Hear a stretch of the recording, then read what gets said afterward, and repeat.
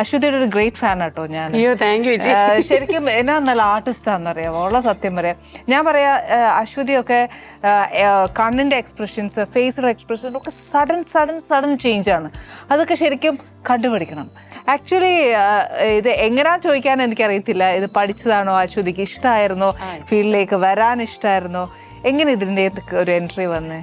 ഞാൻ ശരിക്കും ഡാൻസർ ആയിരുന്നു ചേച്ചി. ചെറുപ്പം 3 വയസ്സ് മുതലേ അമ്മ ഡാൻസ് ടീച്ചറായിരുന്നു. അപ്പൊ അങ്ങനെ ഡാൻസ് അപ്പോഴേ കളിക്കുമായിരുന്നു.